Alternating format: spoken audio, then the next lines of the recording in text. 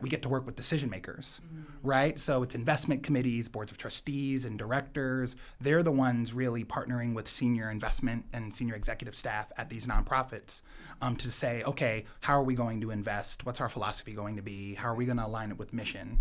And then how are we going to be inclusive? Or conversely, not inclusive, right? And so just having an opportunity to sit down with sort of folks who are at the forefront of governance and leadership for these institutions and help them think more strategically about being inclusive, about impact investing strategies, values-aligned strategies more broadly, has been incredibly rewarding.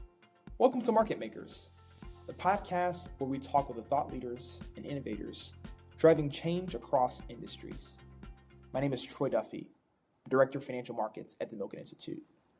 And today we're exploring the world of institutional investing and endowment management with a focus on education, research, and best practices. Our guest today is our friend George Suttles, Executive Director at the Common Fund Institute, the research and education arm of Common Fund, one of the nation's largest asset managers for endowments, foundations, and public institutions. George leads change and leads the charge in providing critical insights and knowledge for nonprofit investors, helping them navigate the complexities of endowment management and long-term asset growth. We'll be diving into the latest trends in institutional investing, the role of education in shaping investment strategies, and what the future holds for nonprofit investors. Let's get started. Hi, I'm Lenore Beirne. I'm the founder and the managing partner at Bright Ventures, and Bright's mission is to build an inclusive economy. We started out doing that through executive coaching. Then we added a community where we connect operators, innovators, and funders. And most recently, we launched a venture capital strategy that I now lead, making pre-seed and seed investments in fintech, digital health, and the future of work. I'm joined today by my friends and colleagues, Troy and George. Troy, will you introduce yourself? You left one out. You just launched a cool new podcast. And I launched a cool new podcast. We're on a new podcast. What are we doing here? I don't know. I'm not sure. Hopefully Troy can help. Troy, please. Yes, I'm going to do the best I can. My name is Troy Duffie. I am the Director of Financial Markets at the Milken Institute. Our work is a nonprofit, nonpartisan think tank. My focus is on inclusive capitalism. And so that means, very briefly, how do we make the economy work for everyone? That word capitalism gets a bad name, but we believe in the power of the financial markets to lift up people out of poverty and to the power of social economic mobility. So I'm super excited to have George here, who's here from the Common Fund. We're going to discuss how you in the foundation and the endowment space are building supplier diversity at institutions. Awesome. Lenore, Troy, thank you so much for having me. Yes. As we've already covered, George Suttles, I'm the Executive Director of the Common Fund Institute, which is the education and research arm of Common Fund. We're an asset management firm in the endowment space. So as you mentioned, we work with nonprofit institutional investors. Two main lines of focus. One is our OCIO platform, Outsourced Chief Investment Office, where we support nonprofit investors and help them do, manager due diligence, asset allocation, strategic policy. So that work's really, really important, especially for small and mid-size nonprofit institutional investors that can't really build out their own internal team. And then we also have a private equity platform where we give nonprofit institutional investors access to sort of top-tier managers on the private capital side. So venture, private equity, things of that nature. Gotcha. So, yeah. Right. Yeah. And why do you choose that role? Like, what can you do from that role that you think is really unique, really powerful in building an inclusive economy? Yeah, I think part of it is, and the part that I find really interesting, is that we get to work with decision makers, right? So it's investment committees, boards of trustees, and directors. They're the ones really partnering with senior investment and senior executive staff at these nonprofits to say, okay, how are we going to invest? What's our philosophy going to be? How are we going to align it with mission? And then how are we going to be inclusive? Or conversely, not inclusive, right? And so just having an opportunity to sit down with sort of folks who are at the forefront of governance and leadership for these institutions and help them think more strategically about being inclusive, about impact investing strategies, values-aligned strategies more broadly, has been incredibly rewarding. Yeah. And then the other thing I think is important, at least for me, is to also be a practitioner. Right. So I sit on several investment committees, and so there's an opportunity to just teach from theory and experience to say, hey, here's how an investment committee I'm on thought about inclusivity as as a part of our investment strategy, et cetera, et cetera. So it's helpful too. Yeah. Yeah. You said you're at the Institute, though. Tell us a little bit more about the Institute. Got you. So Common Fund was founded by the Ford Foundation in 1971. Okay. And so the Ford Foundation gave us a mandate back then. It was a sort of a two-pronged mandate. The first one was to help nonprofits be more savvy and sophisticated institutional investors. The second part of that mandate was the education and research piece, to not only benefit clients but also benefit the field more broadly. Yeah. And so that's that part of the mission manifests through the Institute. And that's what was sort of important to me, is that I wanted to be like investment adjacent, but I wanted to be able to sit with key strategic decision makers and influence the way that they do that work. And so the Institute was kind of a perfect role for me in that regard. Yeah, it does sound like such an amazing opportunity to really shape the field. And I'm reflecting a lot across some guests that we've met, even through this work and just our work more broadly, on what is top of mind for allocators and for asset owners. So I know you work with really long-term investors. When you think about taking that long view on capital and you think about the asset owners, asset allocators that you partner with, what is one thing that you hope that all asset owners and allocators listening can understand about the work that they do, the impact it could have? Yeah, so a million things just went through my mind. So some more of the technical stuff, right? Thinking about portfolio construction, for long-term institutional investing, thinking about locking up capital to, in private equity venture space to access, the liquidity premium as they call it in the endowment model. But I think for the three of us sitting here and the audience, I guess out there in the ether somewhere, I want to tie it to inclusivity, right? I kind of want to part of my personal and professional mandate is to continue to dispel the myth that women and people of color can't invest successfully, just period. Right? I mean, I still to this day sit in meetings where I'm like, oh, we're still talking about that. I thought, I thought we should, at this point we should be talking about how much to allocate to this black fund manager who is, but we're still How has research helped you in articulating that in investment committee meetings or to nonprofits who are unfamiliar with that perspective? What does that conversation look like to bring them forward? That's a good question, and it's tricky because what's interesting is that anecdotally we always knew, especially the three of us as people of color who are in this space that of course we can, we're savvy investors and we can either hit benchmark or exceed. Most times we'll exceed if but the fact of the matter is we have sort of a robust research sort of ecosystem now. I think about the work that Darren Dodson's doing at Lumen Capital and Stanford, and there are some researchers at Columbia University who are focused on gender investing biases and things of that nature across asset classes. Right. And so I can walk in with a stack of peer-reviewed research and say, actually, 2 or above benchmark, women and people of color, who do you want to talk about? Here's the research, this is why we should be investing. But we still have a lot of work to do to sort of break people out of their implicit bias. I think that's the thing. I studied implicit bias in my MBA program because I realized some of the conversation is out loud, and you can say what you just said is not factual, right? But then some of the conversation is just coming from a mistaken premise. There's a question that's being asked that's oh, well, if I examine that, you would have to believe that women were inferior investors or people of color were inferior investors to even ask that question. So I'm really grateful that you're working both on the explicit and the implicit, because I think it's all mixed together in these discussions. Yeah, and then it also goes back to sort of who, and this is true about a lot of different things when you're thinking about capitalism and inclusive economies, who has a seat at the decision-making table, right? So if you look at the composition of, I don't even, you want, in private companies, public companies, and insurance companies, public pensions, in the E&F space, who has a seat at the table, who doesn't have a seat at the table, and then how is that manifesting and sort of, how are those biases bubbling up? So something that's really important to me for the investment committees I'm on is, diversity, equity, inclusion. Those aren't just buzzwords. It's who's here, who isn't here, how can we get them here?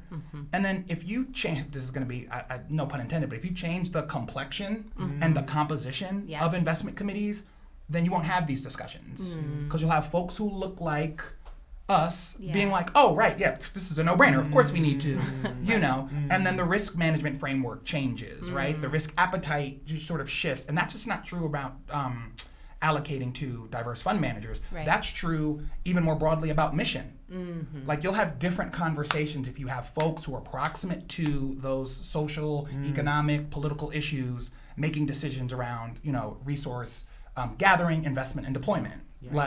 And so that's sort of part of what I'm really passionate about is like, how do we sort of change the composition of those rooms? How has that work lived out for you, right? Like, how have you gotten more people in the room that look like people, look like women or look like people of color? What does that look like for in your lived out work? Yeah, I mean, it's sort of just like this, like sneaky. You join an investment committee, you sit back, really, this is just sort of like what it is, right? You join an investment committee, you listen, you learn, you get a sense of the board culture, the IC subculture, and then you begin to, even as something as tactical as like, well, hey, Tom, when's your term up? Yeah. Y'all got term limits? Okay, so then there's a seat that will open I'll be able to holler at a Lenore or a Troy and say, hey, this is what we're going to do. We're going to put your name in, you're going to join, and then we're going to begin to slowly change the composition of this room. And then once the room is changed, we're going to say, okay, we're values aligned. We understand the assignment. This is how we're going to move forward. Got it. And the one thing I will say, so I don't want to, is that, I was recently listening to a webinar where my good friend and colleague Erica Seth Davies was talking about this. So I think it's important to lift this up. Yeah. And this is, and she's a dynamic sister who just works in the venture space, works in the investor education space. So I just want to, I want to lift up her words, because when I heard them a few months ago, they were like incredibly profound. Right. She was like, listen, like, diversity is getting black and brown folks and women into the room, assuming that there's alignment. Don't do that. Like, don't assume there's alignment. Right. Got it. Like, have the brother-sister conversation, and then also have the values conversation. Are you going to get in this room and act up? Right. Or are you gonna get aligned with what we're trying to do? We're trying to allocate capital. We're trying to promote and encourage inclusion. Yeah. Like, we're trying to like pull these key levers. Okay. So like, that's a nuance. When she said it, I like clutched my pearls. I was like, oh. I was like, sister, you better tell them. Like, it's not like, and so we just have to be incredibly thoughtful, about the equity and inclusion part. Are we all on the same page about what we're trying to accomplish here? Right. And if the answer is yes, you're going to be able to quickly do a lot of amazing things like that. Like, you're going to be like, oh, we're going to rewrite this policy. We're going to do this. Oh, we're going to change our asset allocation. We're going to get out of this and we're going to go into that. Like, that's, so that's part of it. It's just. That's such a good point, George, because in the world that we've grown up in finance, right, there are these rules, written and unwritten, about how we behave and what we solve for and what we define risk as. And I love that you're stating, like, let's check our assumptions and make sure we actually aligned on what we're aiming for, because some of us do default to some of those, I would say, more outdated ways of thinking. Yeah, you have to push back. You have to understand and explore the culture of the profession you were trained in. Yes. Right? That's true for folks in investment and finance. That's true for, doctors and clinicians. Like, they were trained a certain way. And so you have to be like, all right, like, your training's telling you one thing, but the goal we have for this pool of assets requires us to, think about this differently. Yeah. Are you prepared to do that? And if the answer is no, that's fine. Hey, brother Ace, this is cool. Like, it was great chatting with you. You're going to go do something else. But we need folks who are thinking a certain way in order to make this happen. So. Yeah. Okay, I'm curious about what pushback you're getting, because you sound incredibly strategic and very tactical. Like, you're getting things done, you're putting people on ICs. Yeah. What pushback do you get? How do you address that? So I'm not gonna couch this part of my response as pushback. A lot of it is just like women and black and brown folks believing that hype that they've heard historically about like, I'm an investment professional, but I've never been on a board before. I've never been, I've never been asked to participate on a foundation board or a higher ed board or an independent school board. I don't know sort of how to navigate that leadership journey. Yeah. So you're a savvy investor, but you don't know how to serve on a board. You've never served. And so it's that. So a lot of it is just like, we gotta like increase levels of confidence. Yeah. Okay. Like whether that's continuing so good. education, training, or just Yeah. like mentorship, or just being like you need to take that seat at the table. You can't do the thing until you've done the thing. Until you've done the thing. Yeah. Because I mean, I joined my first board a decade ago, did not know what the hell I was doing. Yeah. But a mentor of mine was like, just do the thing. Yeah. Yeah. Just do the thing, learn, I'll coach you through it, and there's an opportunity, to really make a difference, and then also when you get in the room, I always talk about like power committees on boards. So like the investment committee, the finance committee, the governance committee, because the governance committee really shapes the culture of the broader board. Yeah. And so that's where recruitment begins, and that's where you begin to build a pipeline, and you need a seat at that table. We need a seat at the finance and investment committee tables. So important. Because they're the ones making the decision about the resources, the allocation, the policies, and so that's really important too. So I'm curious. What is the perfect client or the ideal client for Common Fund in the old CIO business? Like, who are you all targeting? That's a good question. Broadly, we're trying to gather assets, right? So big, whether you're big or you're small or you're mid-size, we want an opportunity to work with you. I think Lenore touched on it. We really want to work with nonprofit partners that are flexible, open to learning, because that's we tout that as a competitive advantage. Okay. Like if you're open to learning, we have resources. Through the institute, and through our investment staff, we have those resources. Okay.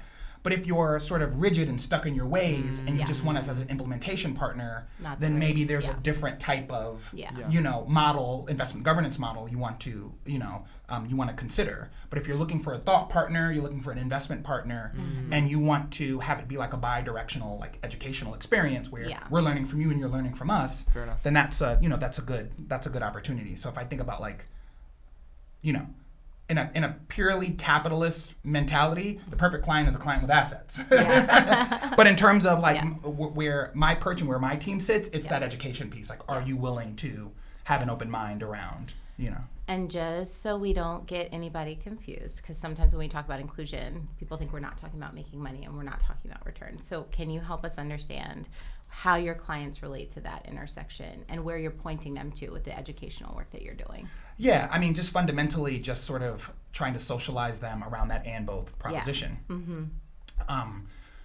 One of my finer education moments was just like even like thinking about diversification, right? I was like, oh, well, diversification. They were like, yeah, that makes a lot of sense. And you got it in, capture beta, capture alpha. There's got to be, correlated, uncorrelated. And I was like, right. Correct. We're amazing. Thank you all. That ends I'll see you all next time, Sometime, And so this notion of diversification in the investment space is a no-brainer. Yeah. Right. Folks will lean right into their training, and then you're like, all right, well, when we're thinking about, allocating to diverse managers, and we're thinking about different strategies, they're like, oh, I don't understand why. You already told me why it's important. Yeah. Right? And so I'm just holding up the mirror, really. Yeah, you're connecting two things that they were holding separately. You're helping them see how it's actually the same conversation. Right. Yeah. Because these are really smart people. These are like, really, really brilliant people in their own right, in their own industry, in their own vertical, super savvy investors, but it's like, we gotta, and then the other thing too is just like, well, what are we investing, like, to whom do we have a fiduciary duty to, and what are we investing for? Because that's another thing that folks sort of conflate. They're like, oh, this isn't your money. Yeah. Like the North Star is the mission and the folks who we serve, and so it's really, really important that we have, we capture diversification of perspective and experience, as well as racial, ethnic, gender, because the people we're serving, we're serving are that they have a diverse composition, and we need to be able to sort of just effective stewardship. Tell them like, hey, like we're capturing as many perspectives as possible, and those are strategic inputs when we're developing asset allocation and other policies, right? It's Yeah, so many good takeaways. Okay, is there somewhere else that you're building an inclusive economy that we should know about, or that we can follow your work? Yeah, so a few years ago, some colleagues and I started the New York Equitable Economies Coalition. I mean, this is like at the height of the pandemic, murder of George Floyd, and there was, an an excitement and energy around, thinking about inclusive economies and, thinking about like resource allocation and where does money flow. I mean, we saw it everywhere. We saw it in, the private sector, the philanthropic sector. Folks were like, oh, we haven't been supporting women and Black and brown folks. Maybe we ought to start, but it took a global pandemic and multiple, murders by police and such in order to sort of instigate that. Hopefully we can get to, we can continue to be in that place without all that happening, those shenanigans. And we said, well, how can we, in our little sort of pocket of the world, how can we sort of try to capture some of that energy? So we said, okay, well, we are a part of a robust, statewide nonprofit community. And so there's an opportunity for us to think about nonprofits as, economic engines. And so we started focusing in the supplier and procurement space. Right. Like, how are nonprofits spending their money? Right. And everyone was like, I don't know, like, they're doing their, and we're like, all right, well, we understand like MWBE certification and government contracts, and there being stipulations and percentages there. But then we were like, well, what about the discretionary dollars? Right. Like, I sit on like 7 or 8 nonprofit boards, and I was like, I actually don't even really know from a procurement standpoint how we're thinking about this. And so I started asking. Folks were like, well, I know somebody, and I got a cousin who does this. And so I followed, and I said, okay, but like we need to be more intentional, and there needs to be inclusivity embedded in all of our policies, all of our procurement policies. So that's really become, just even like lifting that up intentionally has really transformed the way folks think about it. And then going to like COOs and CFOs who rarely get, who are rarely brought together and encouraged to show leadership in a different way. Like usually go to like the CFO is the no person. Right? Well, if you go to the CFO, they're going to be like, we don't got the money for that. And it's like, well, you do have money. And your expertise is an asset. And so how are you and your team thinking about procurement strategies, through an inclusive lens? Oh, we're not really thinking about it. I said, but you could. And they're like, we could. I'm CFO. I am a strategic leader of this organization. I can do it. And so just even empowering them to think strategically in that way has been incredibly helpful. And so I love the intentionality there. Thank you for leading that work. So it's good work, so we'll just keep plugging away. And we're working on like a toolkit now because folks want tools, right? They're just like, do you have policy templates? Do you have plug and play? So we're developing that now, but I'm encouraged because there's tremendous interest and like diffused leadership. It's a coalition, right? So folks are like, I'm going to take this on. I'm going to do my own thing. Awesome. We're just, holding a container. That's beautiful. I'm curious as to how folks can plug into Common Fund, whether it's the website or how do they get more involved in your work? www.commonfund.org. And then the Institute has a whole research page where all of our tools and resources are there. Just george.suttles@commonfund.org. Please reach out to me. I want to be helpful. Okay. Thank you, George. So it's so great to spend time with you. Yeah, you as well. Yeah, this is great. Well, that wraps up this episode of The Market Makers. A big thank you to George Suttles, who shared his expertise on inclusive investing and the invaluable work of the Common Fund Institute in supporting nonprofit organizations. If you found this conversation insightful, don't forget to subscribe, leave us a review, and share it with others who are interested in the world of endowments and asset management. You can also follow us at ImpactAlpha and wherever else you stream podcasts to stay updated on our upcoming episodes and hear more industry leaders' interviews. Thanks again for tuning into the Market Makers podcast. I'm Lenore Champagne-Beirne, and remember, education and smart investing are key to long-term returns and long-term impact.